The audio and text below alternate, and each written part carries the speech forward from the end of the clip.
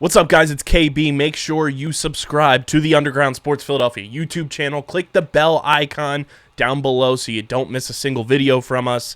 And thanks for tuning in to another video from Underground Sports Philadelphia. Now let's get into it. Philadelphia, baby, you're going to love it. Best sports fans in the world. Actually, the worst, but that's what makes them the best. What is going on, OTB Nation? Welcome in to a PLL Semifinals edition of the allegedly award-nominated, honorably mentioned, number 9 NCAA ranked, and of course viewable on YouTube, Outside the Box podcast. It's episode number 291. It's KB, it's Deej, not in the studio because we don't have the fastest turnaround time to get the episode out for you guys. So we're doing it early because there's a lot going on as well leading into the semifinals. We're going to recap everything from Boston, going to get you ready for Long Island. We're going to talk some of the NLL drama, some of the summer box drama, and hopefully fit it into a very time-condensed episode for you. I know last week was 2 hours, but last week was 2 hours, Deej. People showed out on YouTube. I don't know what it is, but the PLL Boston episodes always do well on the YouTube. So shout out to the YouTube watchers. Very excited for this episode. We're going to dive right into it. But before we get started, make sure you guys are following us on the socials at OTB Laxpod, Twitter, Instagram, TikTok, Threads. And, of course, check out the main Facebook page, facebook.com/undergroundsportsphi. Follow Deej on Twitter at SCS_NextGreat. Follow me at KBIZZL311. Subscribe to the podcast feed on Apple, Spotify, or wherever you get your podcasts. Leave a 5-star rating and review. Goes a long way for helping this show continue to grow. Helps where people find OTB. Helps where people find Underground Sports Philadelphia. And lets us do more dope stuff like we plan on doing this coming weekend on Long Island. And, of course, subscribe to the Underground Sports Philadelphia YouTube channel. I know it looks like DJ is in his work office where he has been recording recently, but he's actually using Alaskan tech right now and has a full-on green screen behind him with the Aurora Borealis. He's actually in Alaska. You guys haven't seen it yet, but he did have a plea as we left the airport on Tuesday to tell you to subscribe to the YouTube channel, because on the last episode, if you missed it, go watch.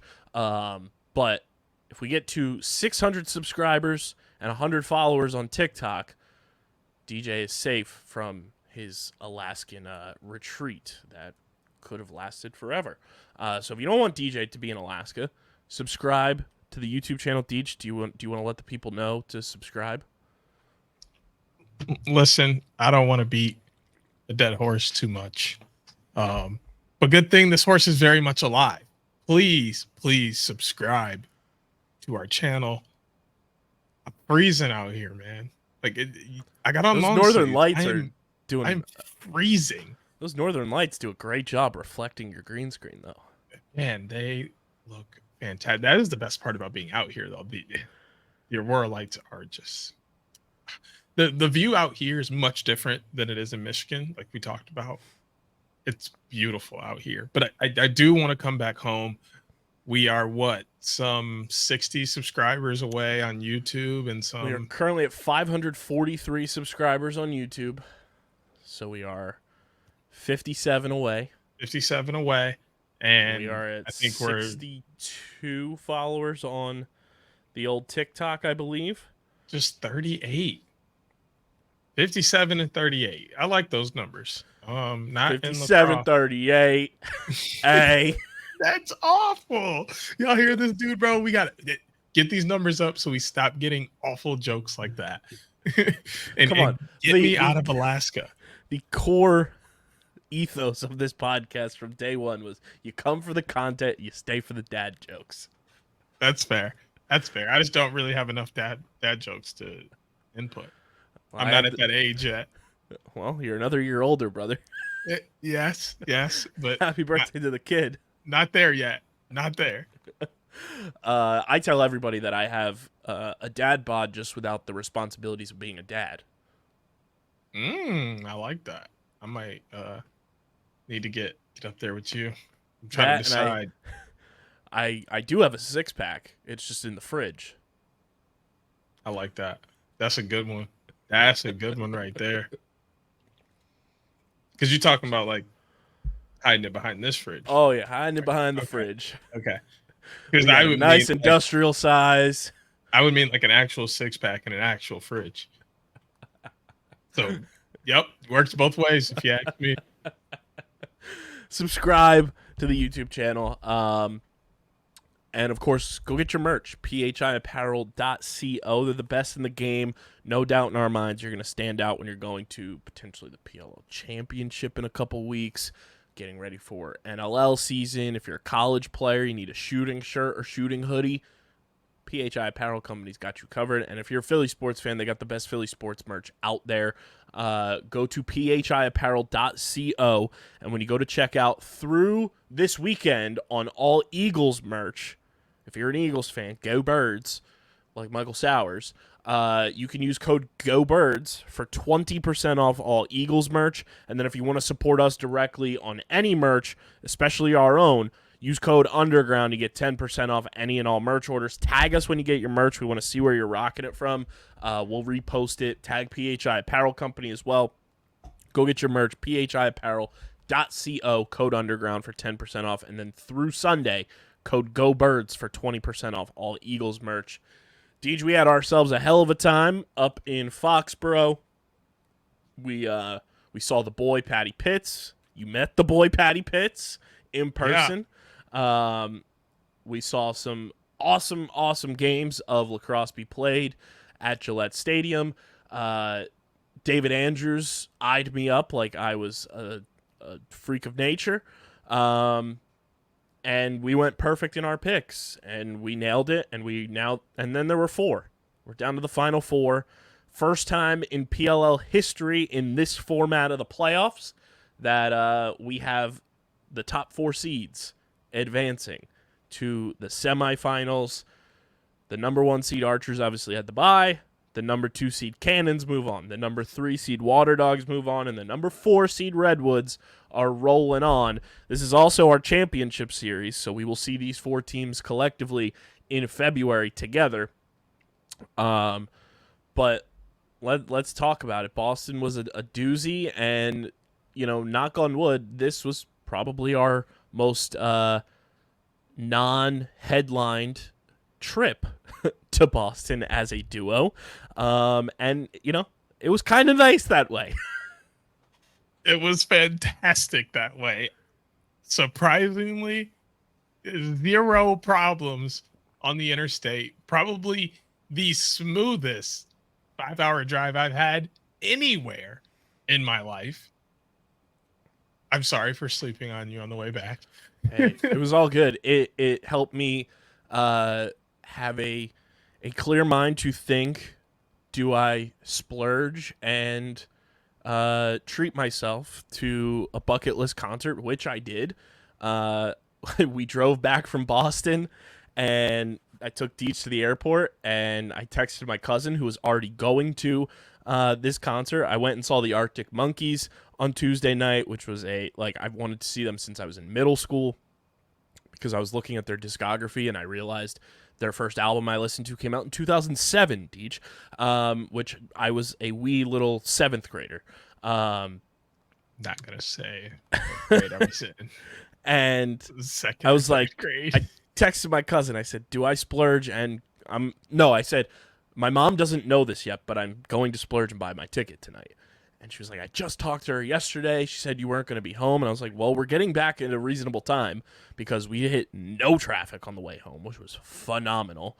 I took you to the airport. I drove home, showered, got changed, and went right back to Philadelphia to the Mann Center, which I hadn't been to the Mann Center in a decade, bro.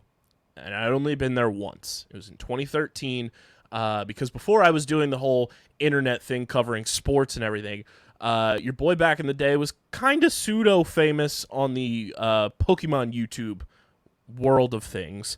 And I went because there was the Mann Center's famous for doing like a bunch of like the orchestras because it's outside, it's an amphitheater, so they do a great job hosting that kind of stuff. And there was the Pokemon Symphonic Evolutions orchestra there, and I met a bunch of my internet friends at the time. It was a cool venue, but I was like, I don't know if I'd ever come back here for a concert, like blah, blah, blah. Fast forward, I'm here for Arctic Monkeys, and bro, the renovations they did during the Pandy Wandy turned that place into like a must-go-to venue. There's the main seating inside the amphitheater. It's an all-outdoor venue. And then there's a terrace level behind the main seating. There's a balcony level, which is like a bridge almost. And then there's a whole lawn section. And it was parking was free because it's in a park. So it's a public place, so they can't charge you to park there. Amazing venue. The staff was the nicest staff of any concert I've ever been to. And the Arctic Monkeys blew me away. I don't know if I told you. I told a bunch of people. It was a top 3 concert I've been to in my life. And you know me. I've been to a shit ton of concerts, seen a shit ton of like very iconic bands, performers. Top 3. Hands down. Like the way they sound live is equal to recorded, just elevated to a new level. Their stage presence was great. Unbelievable show. I said this on one of the episodes of the main pod that I recorded that just went up. Sometimes you just have to say, fuck it, treat yourself, and go live. And that's what I did last week when I went to 3 straight Phillies games. That's what I did going to this concert. It was fucking phenomenal. So if you're ever like questioning, do I do it? Just fucking do it. Because if I knew the moment I heard the first guitar strum, if I didn't go, I would have regretted not going for the rest of my life. I'm glad you got to go. I'm glad we made it back. I spent my entire Tuesday in transportation vehicles. 5 hours to Philly, a 2-hour flight back home, a 2-hour drive back home from the airport because, well, I couldn't find a decent place in Anchorage where the airport is. So I had to drive 2 hours away to where I'm staying. Not great. But either way, I made it. I'm fine. Travels were fine. I still flew Delta. Delta's fantastic. I will be flying Delta for the rest of my life. No free ads, no free shout outs. Yeah, no. I mean, hey, they might have just earned one from me. Just saying. It's unreal. But no, yeah, I was super happy with the travel. The weekend was fantastic other than getting kicked out of the Bar Down Lounge. Yeah, it was a bummer. I couldn't believe not that we did anything wrong. We were No. just there, but not gonna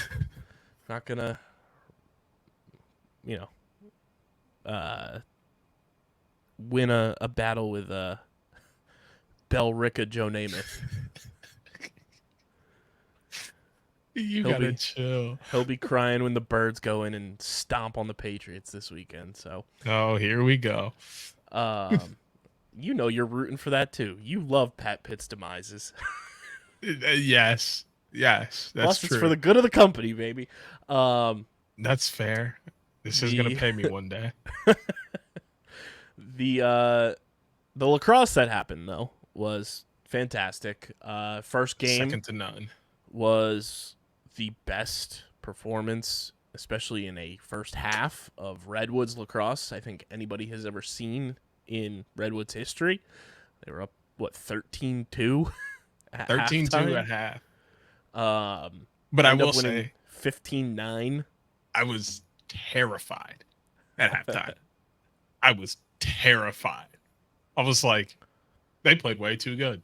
They just played way too good. Blaze they were dialed. I was like, Blaze is about to go in there. He's about to sit in the corner the entire time AT's talking, not going to say anything. And then right before everybody gets up, he's just going to let it all out and just come out and be an absolute monster in the second half.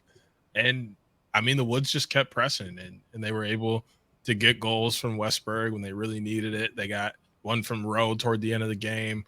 Bertrand's BTB was insane from our view.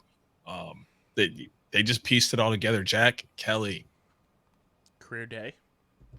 My God. Jack Kelly was invincible between the pipes. Oh, and let's not forget Westberg tied a PLL record scoring 7 goals in a game. Yes. And it's insane that there are a couple really good saves by Blaze that kept him from breaking the record. Because he easily could have had about 10 goals. Mike Manley chimed in during the game, just flat out tagging Dom Starja, saying, remember when Dom Starja traded this man year 1? Smart move. Good player. Great job by the Redwoods defense in this game. They played extremely well. Obviously, Chaos made adjustments and were able to kind of crawl back into it a little bit, but Redwoods never let up. Played very poised, played very controlled, and from the beginning of the game, they were just in control of this one. They win 15-9, excluding the bubble. This is the first time the Redwoods have won a playoff game since 2019, which is crazy to think about with like the sustained success of the Redwoods and like how they're kind of viewed in the league. So they finally break that, little drought there of 2 years of being one and done. All for a date on ABC against the Archers on Long Island, which should be a doozy of a game. We'll get to that.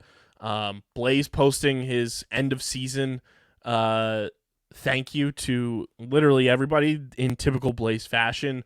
Somehow sparked people thinking that Blaze was going to retire.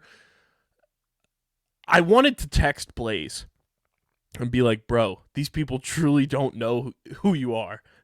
And then he flat out quote tweeted the tweet from Adam Levy, who said a message from Blaze with no context of Blaze retiring. It was just a message from Blaze. And it was like, you don't know me if you think I'm retiring. I'm not even 30 yet.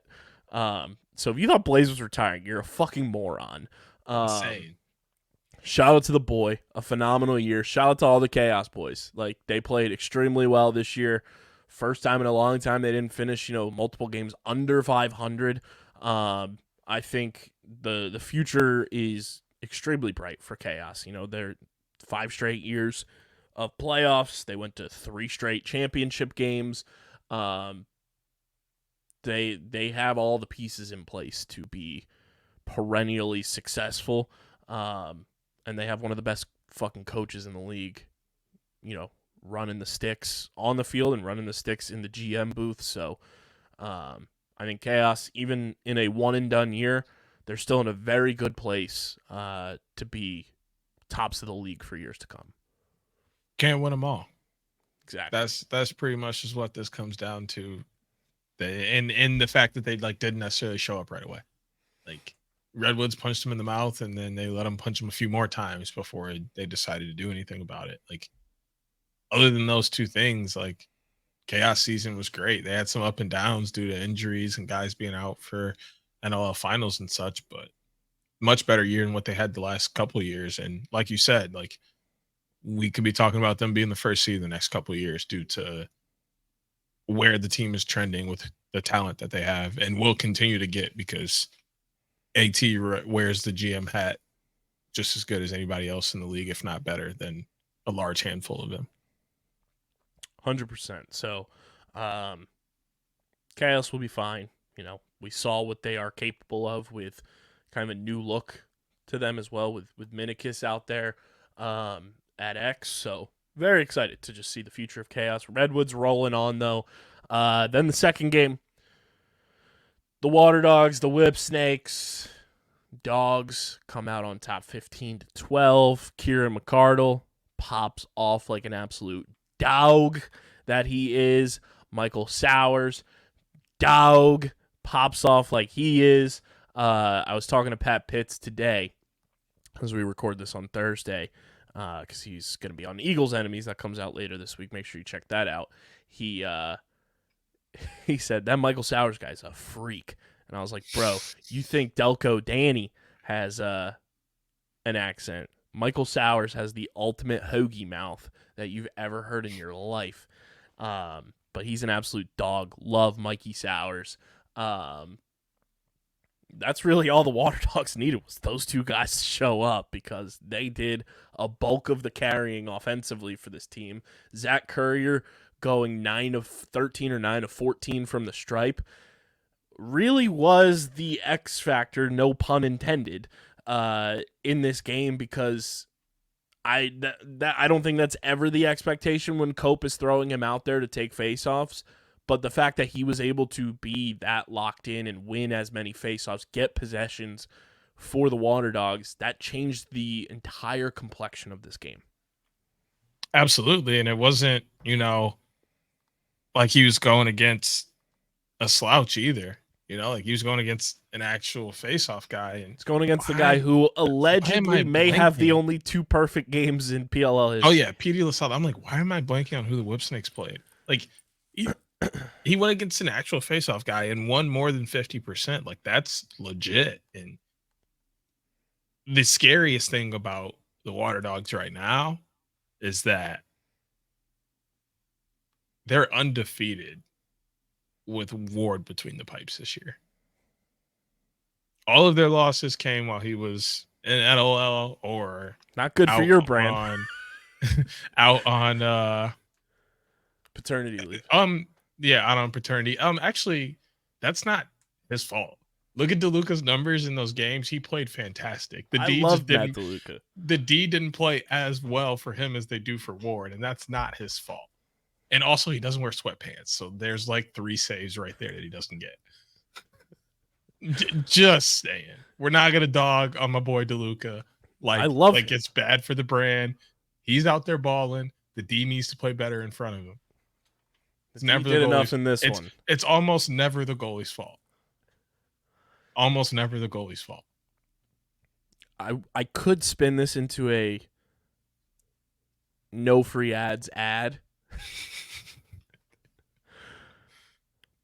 But I'm not going to, because I was kind of intrigued. Well, underperforming D, maybe they just need Blue Chew. No free ads. Blue Chew, if you want to sponsor us, we are open. Hey, I haven't used the Blue Chew. I don't really need to, but hey, I'm sure it'll make things better if I try. We are open to ad deals. So hit us up. Hit us up. But the Water Dogs get it done. They beat the Whipsnakes again in the playoffs. I love that this is turning into a rivalry too, like right before our eyes. We've talked about it in the regular season. But now that there's a couple playoff games in the mix with them, it's really turning into just a fun matchup every time that it's on the calendar. It's very similar to, not as like toxic as Chaos Archers, but it's in that same vein where, you have Redwoods Whipsnakes, Chaos Archers, Water Dogs Whipsnakes. You could even throw in Chaos Redwoods in there as well. Those are starting to really be some fun matchups whenever they're on the schedule. So the Water Dogs advance, Whipsnakes out of it. First championship game and first semifinals that will not feature Chaos or Whipsnakes in league history. A changing of the guard, a turning of the tides. This is good for the league, in my opinion. Very good. Very good. Like, it was good for the league in 2021 when the Whipsnakes lost to Chaos. It was good last year that the defending champs lost to an expansion team. Like, it just creates the parity and makes it better. Like, we have the potential for either a repeat champion that started as an expansion team. You have an MLL team who came in post-merger, and then you have 2 of the original 6 who, the first one lost in overtime, and then the other one, the first year, was playing in a draft pick game and has underperformed in the playoffs. Like, it technically does not have a playoff win. Correct. Like, this is good for the league. Fantastic for the league. Like, the fan bases behind these teams are so pumped too. Like, and to think about it, like, outside of Whips and Chaos, like, for who could be left, these are the 4 best fan bases left. Like, the Redwoods is like the first real fan base that was like brought to the forefront with the chants in 2019 and like just how open they are on socials about being Woods fans. And then you have Cannons, who brought over the MLL and then got a bunch of new guys when they signed Paul and Lyle, which was expected. And then you have the Archers, who were like started everything with, you know, the bunk bed boys. And then as the young crowd came in for their team, they got a lot of younger fans as well. And now they're just kind of like, they are the hipster a swag team. Yeah, exactly. And now like young kids just gravitate to the Archers because of kind of how they act. And then the Water Dogs have always just had like a weird fan base. They have like the Barstool backing. They have the Barstool backing, but it's also like the people who aren't like in it because of Barstool are kind of just like, yeah, I just picked them. Or like they're all the people who like got into lacrosse because of the PLL and they were like, all right, they're the new team. They're my team now. And then they have that small pocket of Denver Outlaws fans because you have Dylan Ward, Zach Courier, Eli Gobrecht, like all those Denver boys on that roster. So yeah, it's great fan bases that are left for the Final Four. Congrats to the Water Dogs. Huge win. Emotional press conference for the Whip Snakes. Feels like there could be, as Coach Staggs put it, you know, lots of difficult decisions ahead for this Whip Snakes roster come the offseason when it's time to start making those decisions. The more and more I thought about it, you know, we've talked about Chrome and how they have a lot of older guys on their team that could end up retiring or moving on, you know, being cut, whatever it may be. I think next season, the Whip Snakes Lacrosse Club could look very, very different than what we have seen over the last 5 years. Very different from longtime names possibly hanging it up to new guys getting signed in free agency to draft picks, getting trades. More tick time than they had in the past. Trades, like there's a lot of shakeup that could be going on with this Whip Snakes offense. It's something I asked about. I was like, you know, you've gone just about 5 years now, an incredible 5-year run of being just uberly successful, but there hasn't been much turnover. And like, should we expect to see any at any point, or like, you know, kind of how do you look to continue that success if there isn't going to be any turnover? And that was a tough question to answer for Staggs. And not that I want to spend too much time on it because it is more of an off-season discussion, but Kevin Brown put an article out for Inside Lacrosse. It said 1,500 words to convince myself of a Lyle Brennan O'Neill duo on Chrome next summer, to which he then quote tweeted it and said, Wisnauskas to the Cannons and Matt Cav joins Pat on the Whips, who says no.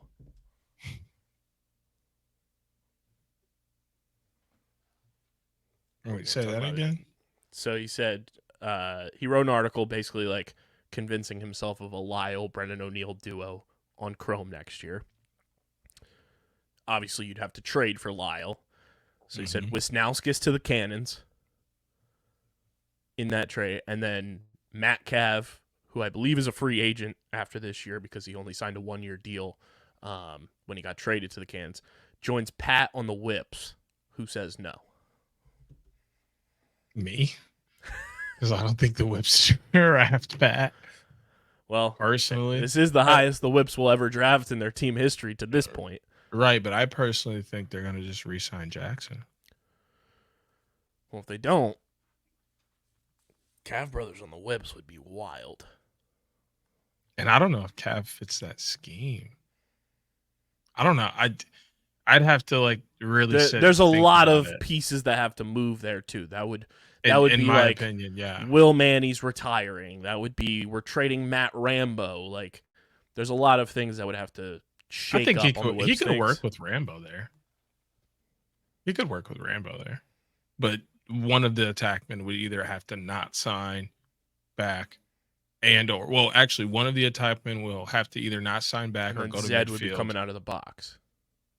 That either both of those have to happen, or one of those has to happen along with Will Manny retiring, because there just won't be space. Which the more and more I think about it, I think Will's going to play another year.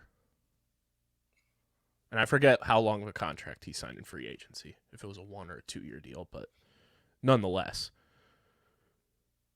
Whip Snakes Water. We'll have plenty of off-season chrome foil hats for everybody. Last game, Cannons, they get the job done. They score the most points in a PLL game this season, and they send Atlas packing. Final score 20-11. The boys were just buzzing the entire time. The pride of Bellrica himself, Jeff Trainer, doing the damn thing. You had everyone contributing in this one. Asher Knowlton with the ultimate sicko move, patting Jake Richard on the head after a goal.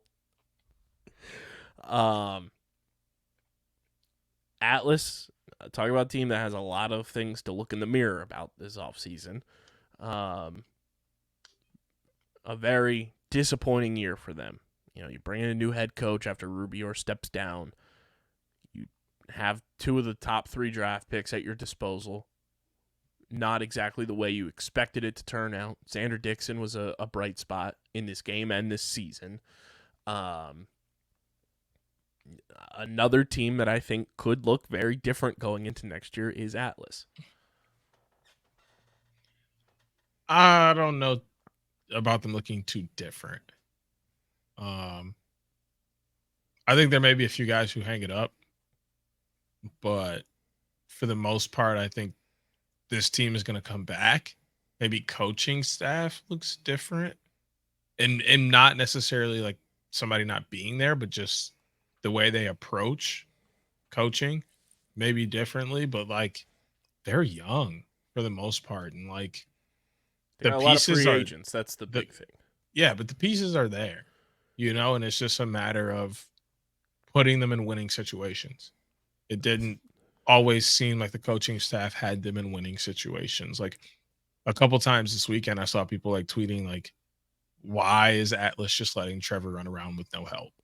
Mm-hmm. You know, and it was just stuff like that where like guys were kind of just left on islands a lot to kind of just make do with what they can. And it's like, nah, man, you got to put your players in winning situations. So it was like, I think it was more of that, and we'll see something very similar to this group. There will be some change, in my opinion, just like you said, with expiring contracts, guys being old, maybe some trades. But like, I think a good handful of this group comes back and they try and make internal changes on game plan and how they address offense, defense, middle of the field, coaching staff, how they approach preparation, how they approach execution, all of that. I think we will learn a lot about this Atlas locker room that, you know, guys aren't going to say, oh, the locker room sucks when they talk to us after games. They're going to be like, we love the guys in that room. That's standard. I think we're going to learn a lot about this locker room based on how free agency goes for Atlas, based on how many of those guys. And part of it is going to be the city-based thing and where Atlas end up as a home base type situation, you know, what's conducive to these free agents. But I think we're going to learn a lot based on where some of these free agent guys on this Atlas roster end up and if they decide to go back to Atlas or if they leave. Yes or no? On Monday, did we watch Brian Costabile's last game as an Atlas?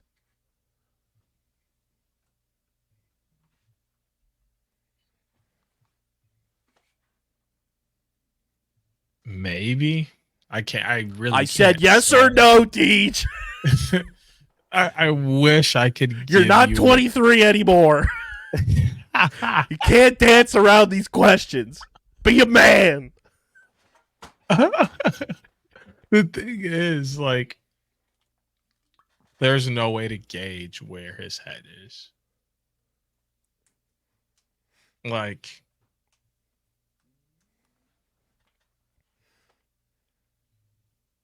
I'm only no. Because he's just getting a chance to play with Miles Jones. And Miles Jones has opened up a lot for the midfield already. Just in a few games, the team's going to stay. Like, he's still got Xander Dixon there. Jeff Teed is there. Chris Gray is there. Like, like I said, there's so many pieces there that they just need to be put in winning situations. And, like, this is the first, like, down year he's had. Like he's only 3 years in. I don't see where else he can go and be as This is fourth year, if you include the bubble. yeah. Because that was his rookie year. I just don't see like where he can go where he'll be as much of a focal point as he is with Atlas. I'm just looking at his stats. Not really, kind of a comparable year to what he had last year. Yeah, like 21 points versus 20 last year. He had more 1-point goals this year than he did in 2022, just less assists. So that's what even things out there. Took less shots, least amount of shots he's taken in a full season in his entire career. His shooting percentage was up from last year.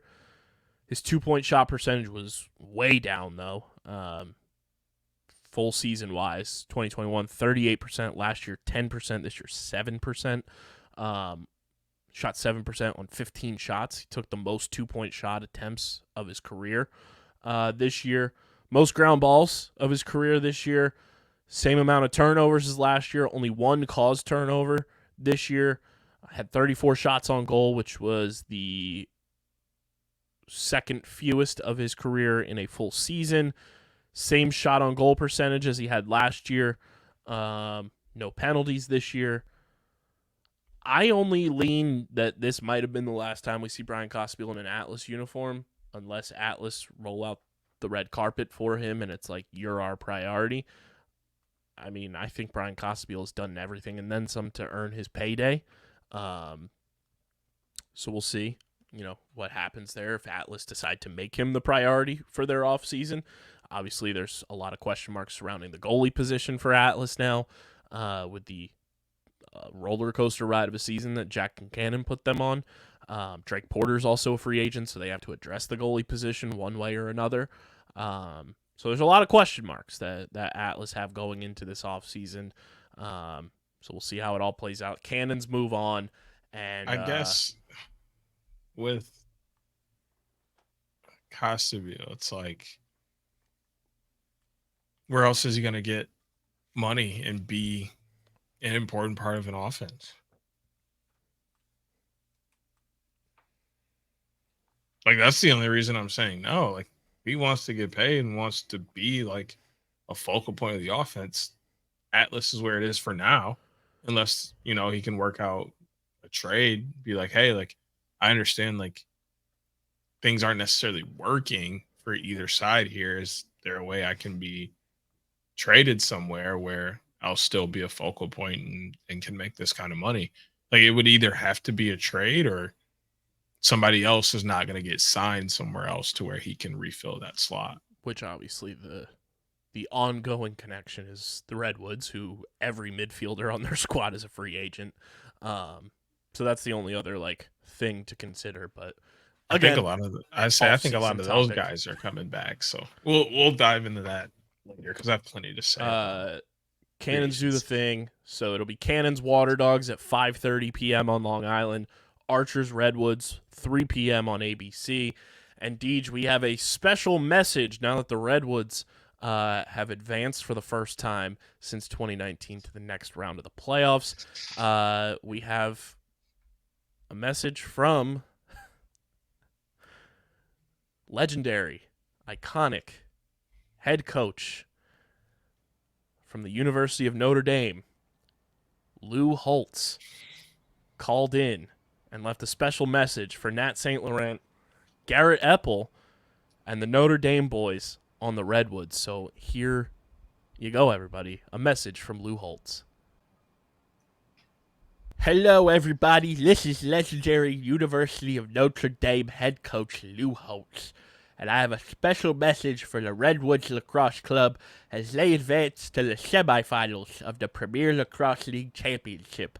I want to congratulate Nat St. Laurent for moving on for the first time since 2019, and I want to thank him for serving our brave country like he has in the past and does a great job leading this Redwoods team in the postseason. Shout out to Defensive Player of the Year Garrett Epple finally proving the haters wrong and winning an award like he so deservedly deserves. And yes, I used deservedly twice because he deserves it. Garrett Epple is a fucking beast, and he deserves to be the Defensive Player of the Year in the Premier Lacrosse League because he is the pride and heart and soul of the University of Notre Dame. Shout out to Garrett Epple, you slim reaper son of a bitch. And yes, I know that Xander Dixon kid tried to use that nickname, but that's you, Garrett Epple. Apple Island, everybody. I'm going to be there all summer long next year because I bought real estate on Apple Island. Shout out to the Notre Dame boys, the Fighting Irish, you brave Catholic boys on the Redwoods Lacrosse Club. I can't wait to watch you on ABC this weekend on Long Island taking on the Archers, and I hope you beat the piss out of them because Notre Dame is always going to be on top. Shout out to the Redwoods. Roll Woods, I believe is the phrase that the fan base uses, and I can't wait to watch. So shout out to you guys, and now I'm going to go get my diaper changed because I think I smell something pretty stinky. Coach Lou Holtz, everybody. I love that we have the distinct honor of having Coach Lou Holtz call in to our podcast earlier in the week to leave a message for the Redwoods. People don't know we locked in. We tied in all around. It's great to know that Coach Lou Holtz is a loyal listener of the pod. I mean, that's the reason they should be subscribed. Lou Holtz is. Why aren't you? Why aren't you? Step like that don't make sense to me. Step your games up. We So like I mentioned, Water Dogs Cannons, Archers Redwoods. We'll get into our preview here. It's brought to you by our pals on the island, Tomahawk Shades, the best small batch eyewear in the game.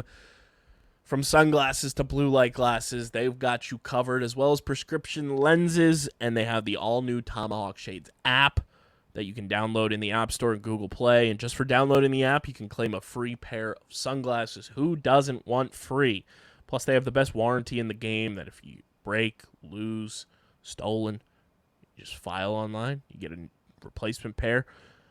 Right now, for up to 90% off this weekend only, use code LDW23 at checkout. 65 to 90% off in the app. And if you want to support the boys, use promo code USP for 25% off at any time. Shout out to Tomahawk Shades, the best small batch eyewear in the game. Deej, we're headed to Long Island. First time for you since early December of this year. Obviously, when we went to take in the Riptide, but now you finally get to go to Hofstra. That's technically last Valid. So we're going to Hofstra, which was across the street. First time for you, PLL Long Island. The house that Rob Pinnell's family built. Because I think it's Rob's uncle or grandpa who helped fund to get James Stewart Stadium built. James M. James M. Jimmy M. Old Jimmy. Jimmy. Jimmy. Gotta stop right there. This is a kid's show. Jimmy. This is a kid's show. Is it though? Sometimes. Today it is. The semifinals are set. Let's start with the 2 versus the 3. Water Dogs Cannons. It's the nightcap game. Top 3 things you're looking forward to from this game, looking to kind of expect from this game. Obviously, it's a battle of quote-unquote prevent asterisk because of Zach Currier, but not a traditional face-off battle in this one, so possessions will be a little bit different. But these two teams have played each other this year already. I believe it was Baltimore. It was a very funky game. Water Dogs ended up losing that game. What are your expectations for the 2 versus the 3 for who's going to be punching their ticket to Philadelphia? Number one is midfielders. excuse me, midfielders in terms of face-off wings, face-off offensive midfielders, D-mids, they're going to make all the difference. If Witcher scores a couple, if Rylan Reeves is pushing transition, if, Trainer and the Aslanians are doing their thing in the middle of the field, Ethan Raw, it's going to be an interesting game with all of those names colliding in the middle of the field and trying to do what they do best for their respective teams. So the winner of that battle will, in my opinion, have a slight edge, but also, second point that almost negates that, goalie play. Colin Kirst and Dylan Ward have been on an absolute tear all season. So, depending on what goalies show up, we haven't seen really a bad game from either one of them. So it's going to come down to which goalie makes less mistakes, which is a tough position to be in because that almost makes you more nervous and kind of gives you more adrenaline because you're like, man, I can't fuck up because if I do, then well, that's it. It is my fault. And all I had to do was make that, those couple saves. And that's where you don't want to be as a goalie. And then last is always, how I am. It comes down to a few matchups. I'm going to take a guess here that, wow, I just blanked on every Water Dogs. Liam Burns will most likely pull the Marcus Holman matchup.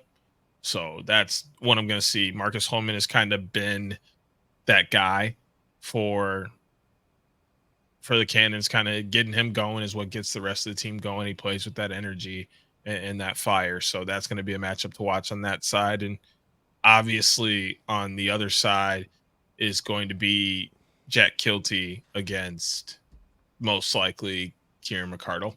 I doubt they'll put him on Sowers, but Kieran, 8 points last week, is known for having crazy IQ and always seems to fit the ball in very tight spots. So having someone on his hands and, disrupting his game is going to be very important. So those are my three keys for each side. That's going to be the crazy part in this matchup. And, at least the Cannons have the guys to do it with Zach Goodrich, with Bubba Fairman, with Jeff Trainer. One of, Michael Sowers, Ethan Walker, Jack Hanna, somebody's going to be drawing a shorty all game, which is a crazy part to think of with this Water Dogs offense. And, Ryan Conrad, who has popped off the past couple of weeks up until the quarterfinals here because it was the Kieran and Michael Sowers show. But Conrad had back-to-back games, I think, with 4+ points. So the Water Dogs have options, and, we'll see if it's McConvey coming into the lineup again, if it's Jake Caraway, who's not listed on the injury report this week. They've got options across the board. They've got 2-point threats with Connor Kelly, Rylan Reese. That's the thing that, number one for me with the Water Dogs, is just the options that they have, the optionality of this team to go out and score from anywhere with anybody at any given time. They are so lethal offensively. So that is going to be my number one, is just the optionality that Andy Copeland decides to roll with in this matchup. Number two is how the Water Dogs defensively match up with Marcus Holman and Asher Nolting and try to you're not going to stop them, but try to make them human is going to be fascinating. And then the other matchup is, can Zach Currier do what he did last week and get possessions for the Water Dogs? Because if you're getting that Water Dogs offense possessions and giving them more and more opportunities, that's a scary thought. And then 3A is just the coaching chess match. Cope versus Holman is going to be fascinating in the playoffs. You have a guy who just won his first career playoff game in very convincing fashion versus Andy Copeland, who it's funny to think he's the old savvy veteran coach at this point, and knows what it takes to win a championship, knows the buttons to push to do that. that chess match is going to be very, very fascinating to me, and I can't wait to watch that unfold. Let's shift to the first game, Archers Redwoods. Unfortunate news, the boy, the homie, the short stick D-Midi of the year, Treasy, Latrell Harris, out for the year. Injury report comes out, torn ACL. Don't know when it happened. Had to have happened Salt Lake, I would assume. Best wishes to the boy. Speedy, healthy recovery. That sucks, especially, like, as fans of the sport, like, Latrell is just a joy to watch, and I think if you're a full-fledged Redwoods fan too, you want the Archers at their best, and to not have them at their best sucks. So that changes a little bit of the dynamic in this matchup for sure. We're probably going to see Ryan Oghaven fill in for Latrell, along with the pups, the rookies at short stick D-Midi position. But what are you looking forward to in this matchup of 1v4 Archers Redwoods? Last time these two teams played, it was the lowest scoring game in PLL history. Redwoods were held to 3 points. Archers only scored 10. I'm intrigued by the matchup, though. I'll tell you that much. Yeah, this one's going to be fun. I'm glad that we're going to be there since I am a Spectrum owner for cable services. I don't have ESPN channels right now, so definitely glad I'll be there to watch this game. Because it's not on ESPN. Well, it probably is on ESPN Plus, so I can watch it there. But still, anyway, the number one thing here is the face-off stripe. TV did okay the last time he ran into Sisselberger, but like the Woods are going to need the ball a lot more than they had it last time. So then, and that starts with the face-off stripe. If you can win it there, then that you can go from there. And with as fast as this team has been scoring, as well as they've been moving the ball, 32 seconds, it's fine. And then beyond that, Redwoods midfield. They have been producing like crazy in this 4-game win streak. They have to continue doing that. It's tough against, Jared Connors, John Robbins, and the rope unit that the Archers throw out there. But you have to get at them early, dodge at them hard, move the ball, and get shots on Dobson early as well, just to get in their heads. Because if not, it's going to be a long day for the offense if you're going to ask for a lot from, the attack. It's been very well balanced, so I think it has to stay that way. And then, of course, like always, got to end with matchups. On the Woods offensive side, it's the entire attack unit against the entire D unit. Like, how is Warren Jeffrey going to play against Westberg? Are they going to decide to, put a short stick there and move Warren Jeffrey up to play close? How's Matt McMahon going to play against maybe Rob? Probably. I think that was the matchup last time. Right. And, how is that going to come out? And then obviously Graham against Ryder. And, it almost seems like we're on the verge of a big Ryder game because it's been so long. Is this the one? But it's tough to say that when he's got a guy like the Cyborg hawking him down from the other side. And then obviously we know Garrett's getting Connor Fields, which leaves the question of who gets Matt Moore and who gets, or Trey LeClaire, whoever is at that third attack, and who gets Matt O'Keefe. I'm praying that it's Glaze. I would prefer Glaze there. But I'm not coaching. It's not my decision. We'll find out when that comes around, whatever Nat and Chris Collins decide. But they pretty much a whole attack unit as well versus that whole D unit, not letting them get off first. And then, of course, OG. I got to see OG against Tom. That's going to be so fun to watch. OG was not around He was unfortunately hurt in that game. So to see OG go against Tom is going to be fantastic. I think a lot of lacrosse fans, whether you like offense or defense, just the game in general, are going to be very pleased watching that matchup. To put in perspective, too, TD had his worst game at the stripe against the Archers back in Fairfield. He went 6 for 17 against the Archers. Season low, 35% at the stripe. Only had 3 ground balls, which was tied for his worst, along with the season opener against Atlas. So adjustments will have to be made for TD for sure. My number one from this game is just making sure that this Redwoods team doesn't quit if things get tough.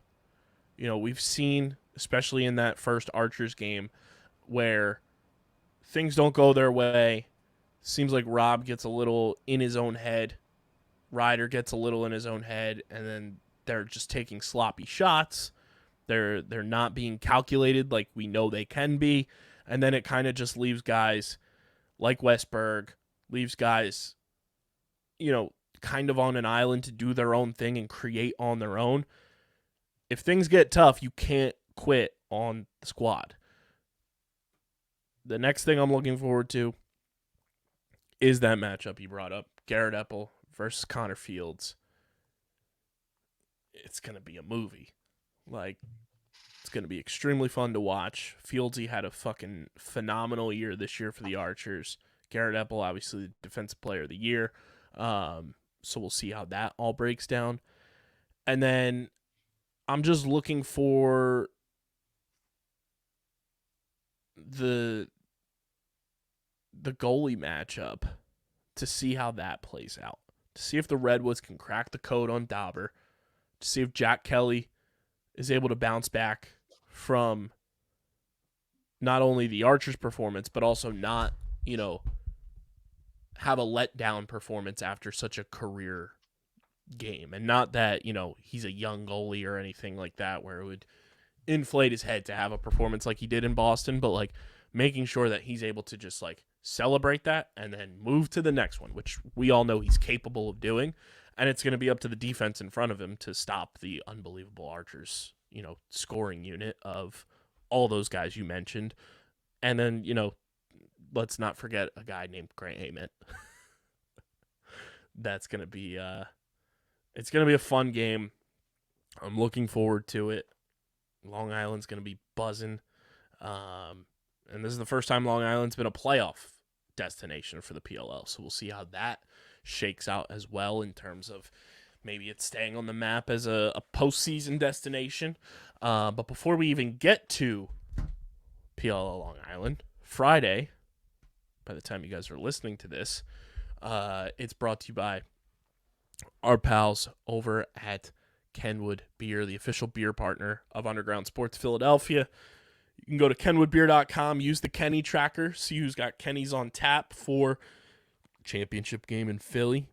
If you're not coming out to the games, what are you doing? But if you're not in the area, or if you're in Philly, just can't make it, go see who's got Kenny's on tap. Watch it on TV at your local bar. Go get it at your local liquor store in the Philadelphia, Pittsburgh, and soon-to-be Maryland areas. Got to be 21 or older to do so. And, of course, please drink responsibly. Deej, on Friday, Kevin Durant, the boardroom, Paul Rabel, Street Lacrosse is happening. We haven't talked about this yet since it was announced. I'm so fucking stoked about this. This is one of the cooler developments of outside of the actual league itself and league play. There's going to be pros. There's going to be kids, players. It's going to be a time. Our good pal Carly, Kicks by Carly, is going to be there. She's got a booth, so go say what's up to Carly if you're going to be at Street Lacrosse. This is one of the coolest things in recent lacrosse memory, in my opinion. Yeah, I'm super excited for this. Obviously, it's very localized right now, but as this idea spreads, I think it's one of those things that will help the game of lacrosse spread. Just like my opinion on sixes, It's all an effort to spread the game to the average person. It's not taking anything away from the game. It's not changing the game. It's adapting it to get the average person in so then they can be interested and then you can show them the rest. Not saying that there's anything wrong with the original product, but you have to tailor, like, that's just marketing 101. You have to tailor your product to your audience and then you get them everything else once they're on board. Like I don't understand that phenomenon, but like street lacrosse is going to be awesome, being able to just that, these kids and even adults are going to be able to just go out, grab a stick and a tennis ball and just play lacrosse. Like that's awesome. Like that's what makes soccer so big. It's what makes basketball so big. Football, like you just need one thing, one or two things, and then boom, you can play. One or two things and a few people, and boom, you can play. Like football, all you need is a field and a ball, and then you just make up where the end zones are, and you call it a day. Like, man, like I didn't realize, how easy that was. Soccer, you just need four items to make goals: a ball and a field. Boom, you're playing you're playing soccer. Basketball, just need a hoop and a ball. Like, now that this is basically on that level, that you'll just be able to walk up to these courts, have a tennis ball, have a stick, boom, you can shoot around, or you can, play an entire game with other people that are ready to play. That's what this sports need. That's what this sport needs. And I'm glad that, it's starting here. And once it branches out, I'm excited to see the way lacrosse grows because of something small and niche like this. Like, this is the type of stuff that, like, I would play 100%. This fits my skill levels and just, like, engagement level of wanting to, like, go out and play, not needing the nines of equipment to do so. They're going to introduce it with the youth partners of the PLL Pros. It's going to be at Kevin Durant's Lower East Side courts. Carly sent me photos of where it's going to be, and it's fucking sick. Bronx Lacrosse, Harlem Lacrosse, City Lax, and Brooklyn Lacrosse are all going to be involved. And they're calling this the inaugural Street Lacrosse Open Run. I would love to see, like, off-season, like, mini pop-up type of street lacrosse events happening across, maybe when they announce the PLL markets for where these home cities are going to be, this type of stuff happens in the off season, happens during the week with certain pros if they're around. Like, that would be super cool if that's something that can be integrated.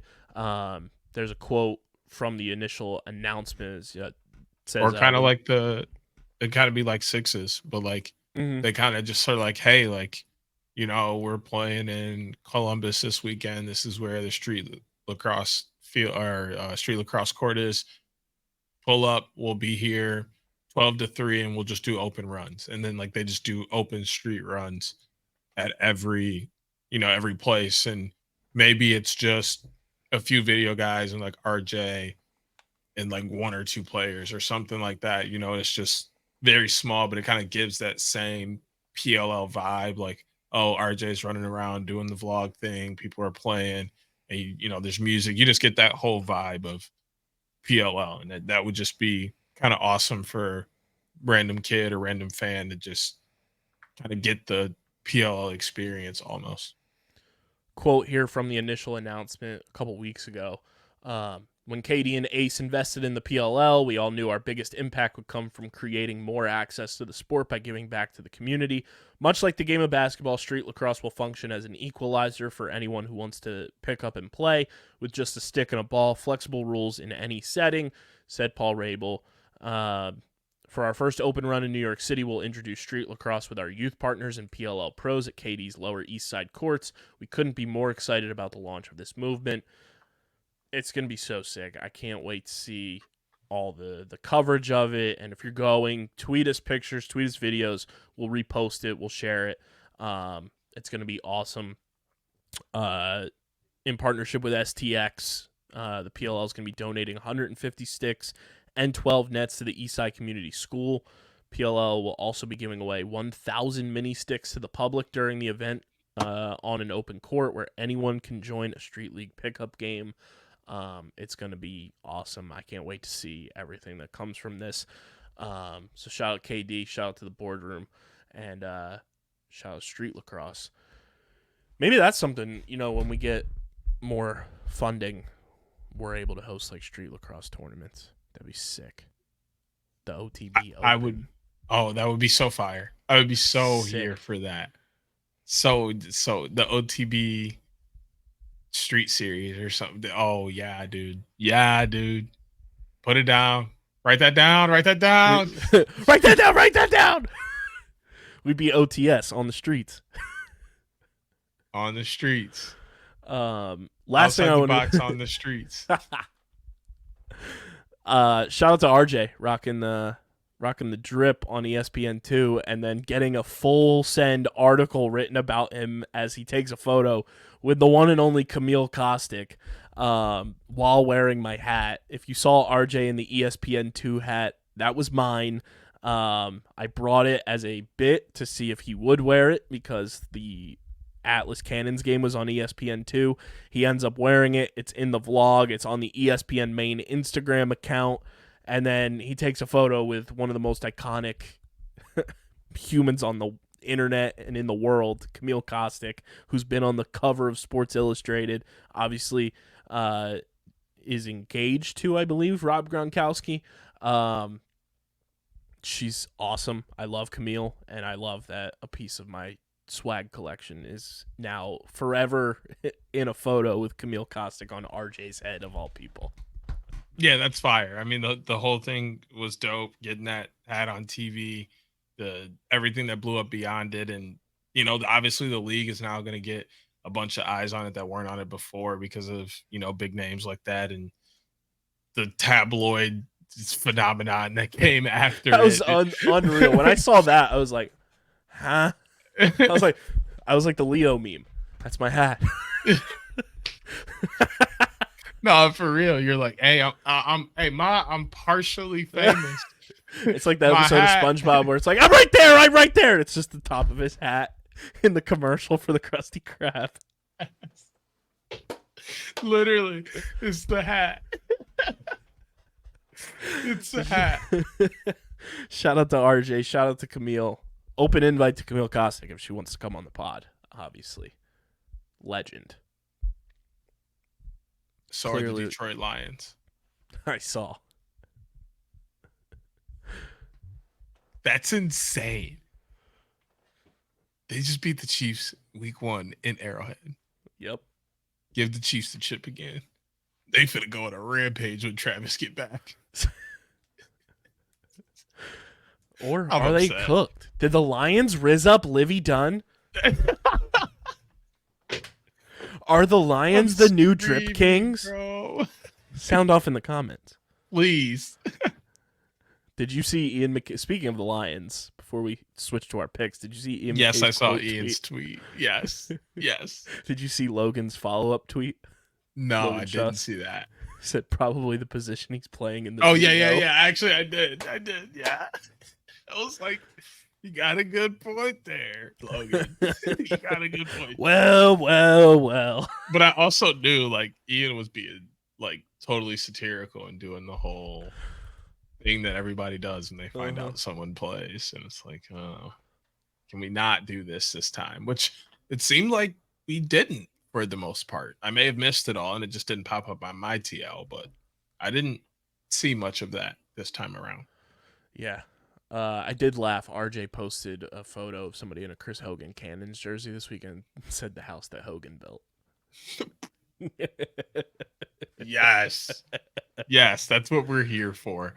Shout out to Chris Hogan. Robert Still Kraft, the only lacrosse podcast that Chris Hogan has never been on. Do we want to just keep it that way? No, I'd love to have Chris Hogan on. Obviously, owner of Tomahawk Shades. Damn it. I think it's kind of cool that neither one of the lacrosse playing or owners of that had been on our pod. I hate it. I want K18 on the pod. I want Chris Hogan on the pod. I talked with K18 a little bit this weekend. Actually, me and Connor before you got booted. Yeah, before we got booted from the bar down. Yeah. I can't believe that. Still. What a time. I'm of age. Why are you kicking me out of here? Get them out.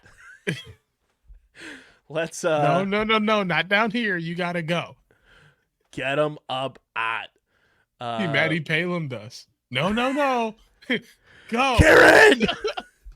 Go. Go. I told you 3 times already. Let's feed some ducks. Get to our Long Island semifinal picks of the week, brought to you by Trophy Smack.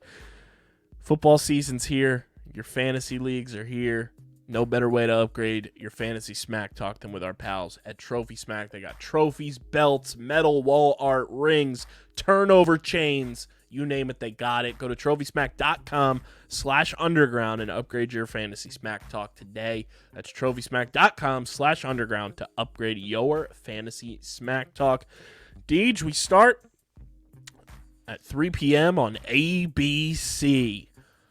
The number 1 seed Archers taking on the number 4 seed Redwoods in a battle to punch the first ticket to Philadelphia, the city of champions.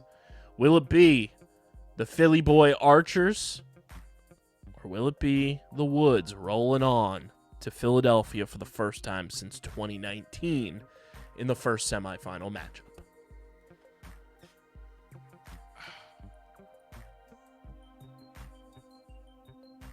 Nat and the boys, I love you dearly. And it's always Roll Woods. But I'm a little scared. And safety-wise, mostly because of how okay my record was this year, I got to go Archers.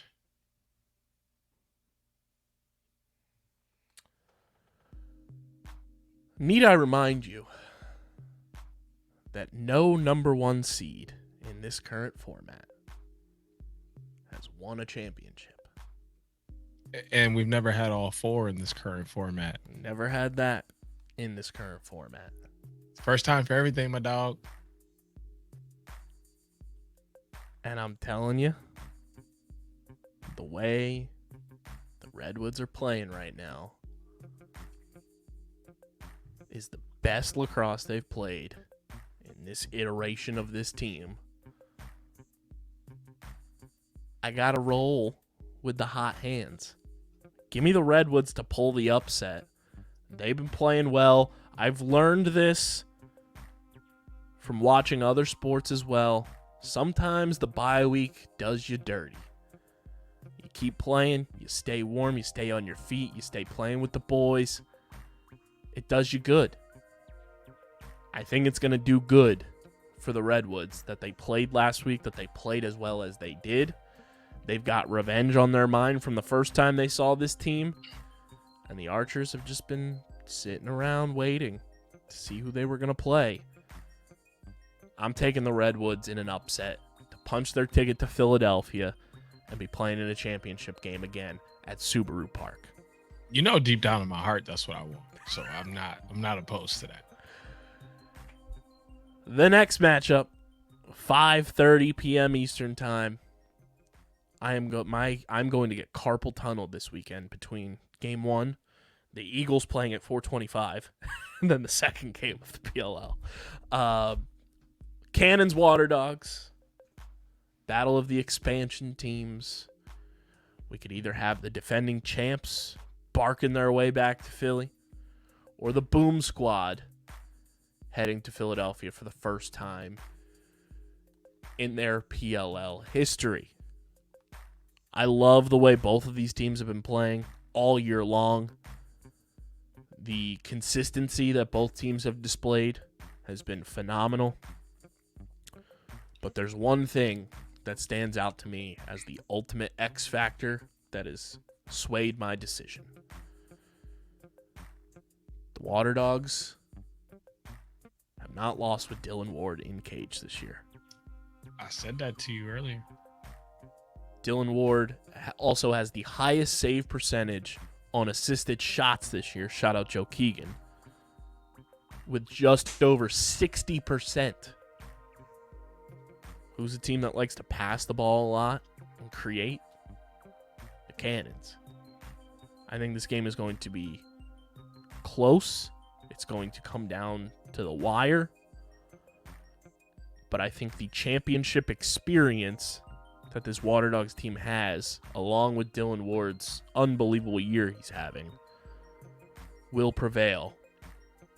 And the defending champs are headed back to Philly for a second straight year. I want to go off vibes so bad. But vibes don't mean nothing. I got to trust the veterans that have been there. And the only place that the Water Dogs have veteran where the Cannons don't is in between the pipes. That's a very important position when it comes to playoff play. And Kirsty's not 100% either. And that's the only reason I'm leaning to the Water Dogs. I think the Cannons have everything else they need, but not having a guy like Dylan Ward between the pipes. No slight on Colin. He's just young and doesn't have the experience that Dylan Ward has. It's going to come into a factor. And I'm selfishly hoping the Water Dogs win for two reasons. One, a third matchup with the Archers would be crazy. And maybe, just maybe, we get purple and orange. I doubt it. I wouldn't mind black and orange, but we'll see what we get when we roll around to that, if it happens. But also, there's one team in the PLL that has never beat the Redwoods. It's the Water Dogs. So if the Redwoods were to upset the Archers, I would love for them to play the Water Dogs in the championship. It seems like it's a good chance for the Redwoods to finally win their first championship. So yes, I selfishly want the Water Dogs to win this game. Yeah, I think the Water Dogs just have the championship pedigree and the experience to know the moment. Not that the Cannons don't, but the Water Dogs were in this position last year and got it done. So I got the Redwoods and Water Dogs moving on, the 3 versus the 4. DJ's got the ultimate Philly battle showdown. Archers Water Dogs for Philly supremacy versus Grant Ament and Michael Sowers. We'll see how it unfolds. We will be on Long Island, along with host of the Get in the Hole podcast on the Underground Sports Philadelphia Podcast Network, Stephen McAvoy, joining us. Indoctrinated Redwoods fan himself, getting to see his team for the first time. Also the first time he gets to see me in person. Correct. He will be doing some man on the street type videos for us. I have a great concept for him that I can't wait to tell him about. So if you see a glasses wearing Redwoods jersey rocking member of the media asking you questions, hop in the video because you never know if you'll pop up on it, just like Deej and Pitts did in Dukes' video. Shout out to the boy. But those are our PLL Long Island picks of the week, brought to you by Trophy Smack. Archers Dogs for Deej, Woods Dogs for your boy. From the PLL to the NLL, free agency latest. One weird move that happened today as we record this. Mike Poulin allegedly pulling a I'm back. Michael Jordan, Brett Favre coming out of retirement and getting traded to the San Diego Seals. I don't know if he's going to play. I don't know if this is one of those things where we just saw Calgary and San Diego trade picks to coaching rights. Mike Poulin retired last year and moved into the front office for the Georgia Swarm. So I don't know if this is a trade to make Mike Poulin a member of the coaching staff or if he's going to come out of retirement and play. I think Christian Del Bianco's tweet was chefskiss.gif. Everyone's retired until they see the word Disneyland. Were you as flabbergasted as I was? Yes. Yes. But I was also super flabbergasted when they traded Frank Skiggs away as well. Like, I didn't see either of these moves coming, but I mean, it makes sense. Maybe he just comes on as coach and coaches goalies, but like, why wouldn't you want Mike Poulin back there coaching your goalies? Like it makes sense to me whether he plays and comes out of retirement or he's on the bench. Like smart move for them. Obviously, trade picks were involved.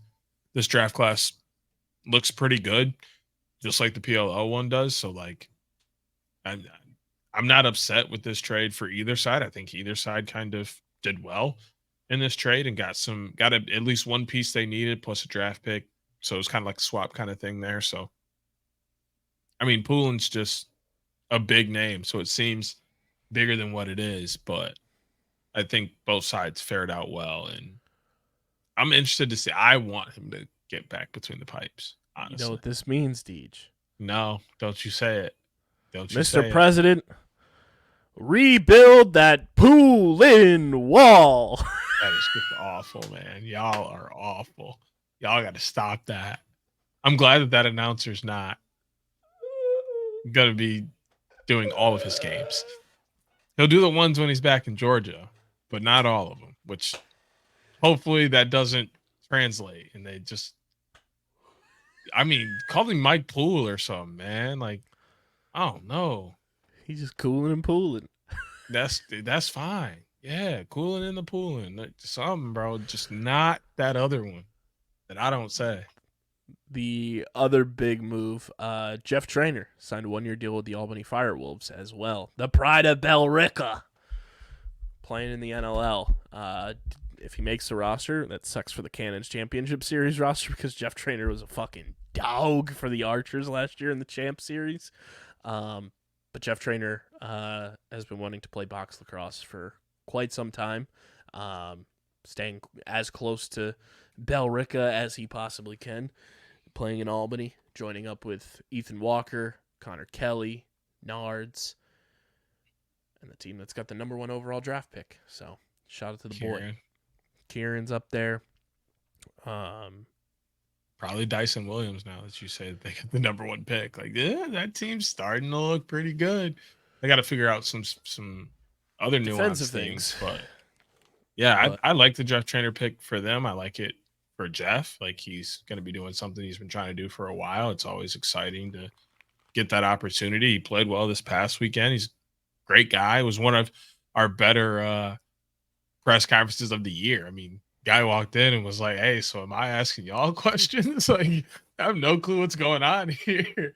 And like, it was just such a good time, and he deserves it. So it's going to be interesting to see him work his way into most likely a transition role for them with the offense that they have. It could be electric. Yeah. And speaking of box, we've got summer box drama. Oh, I mean, do we want to start with the NLL drama before? Oh, yeah, there is other NLL drama.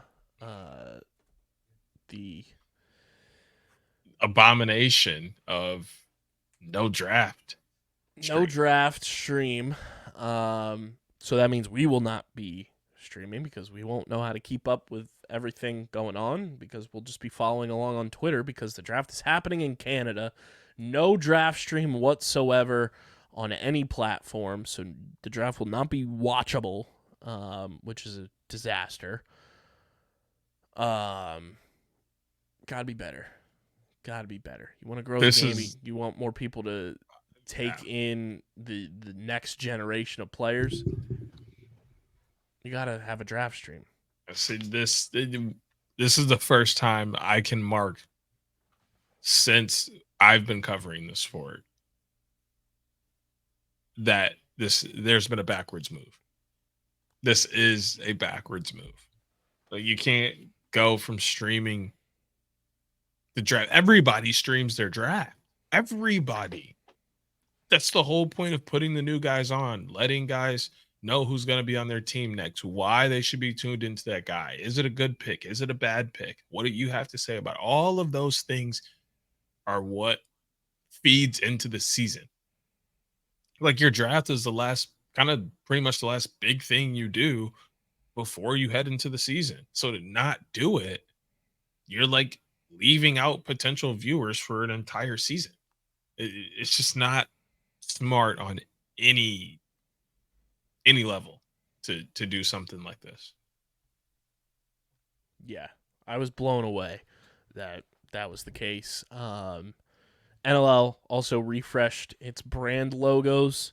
Don't really know what much of the change was with the original logo. The branding included a refined primary logo, stylized wordmark, and for the first time, a French language Ligue Nationale de Lacrosse. My brain hurt when I was looking at that logo because I didn't realize that it was a French logo at first, and I was like, why did they switch that up?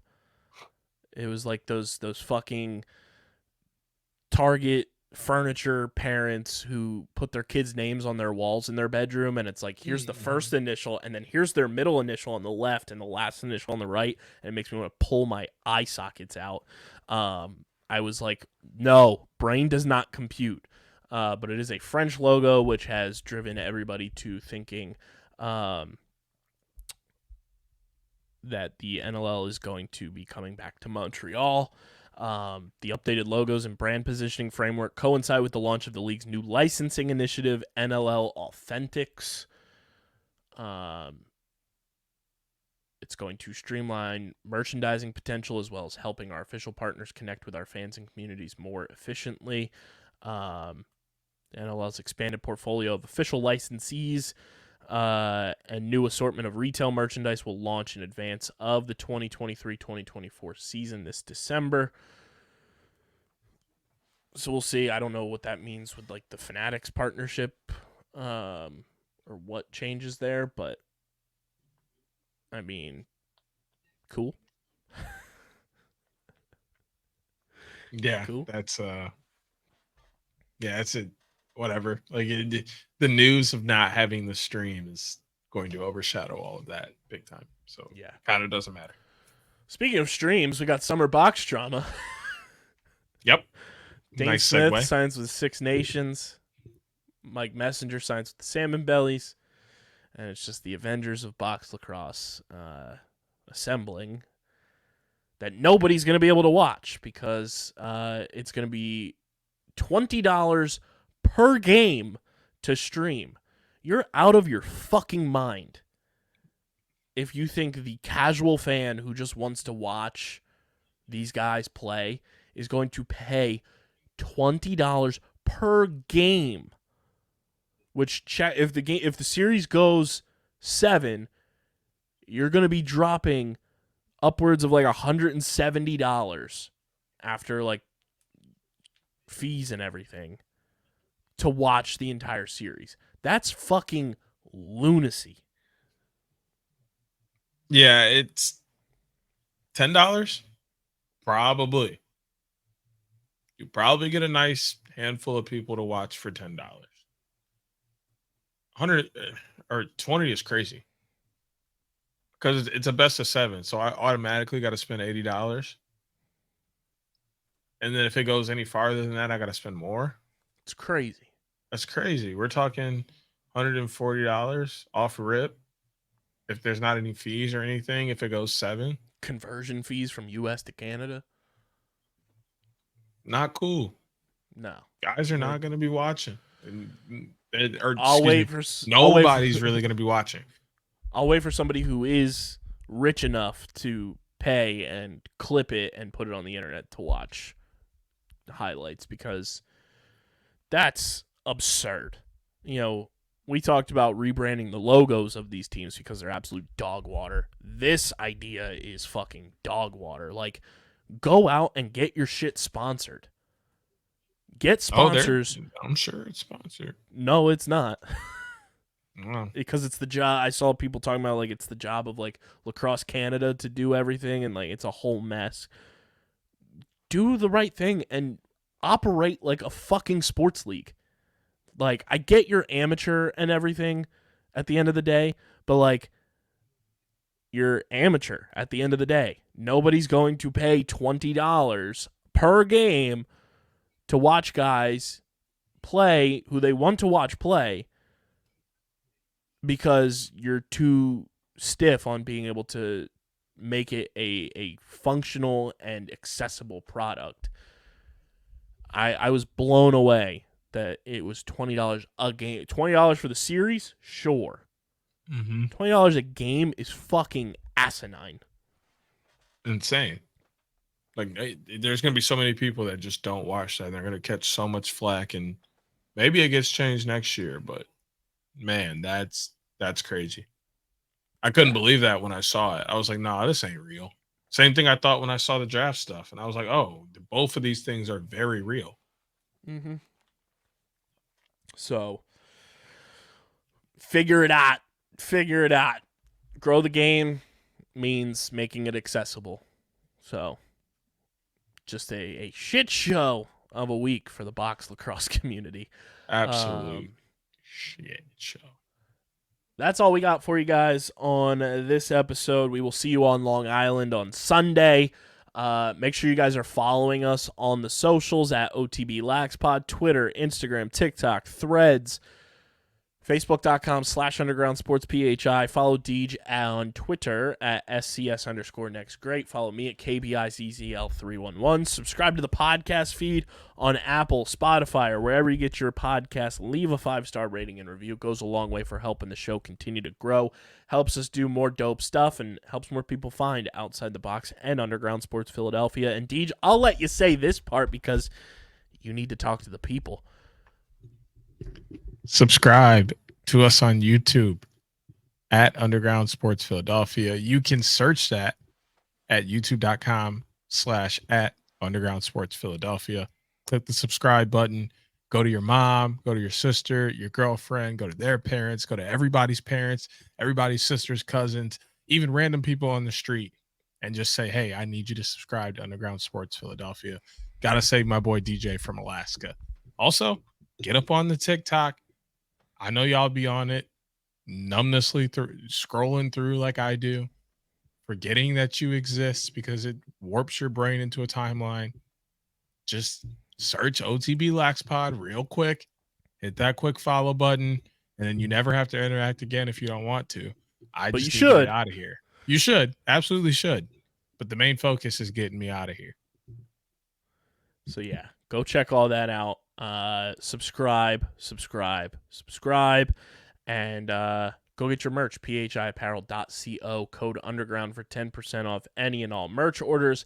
And this has been episode number 291 of the allegedly award-nominated, honorably mentioned, number 9 NCAA ranked, and of course viewable on YouTube, Outside the Box Podcast, the official lacrosse podcast on the Underground Sports Philadelphia Podcast Network. Happy birthday to Deej, celebrated in Boston. But we will see you on Long Island, and we'll know by this time next week who's playing for a PLL championship. We're getting the heck up out of here. Peace. Peace.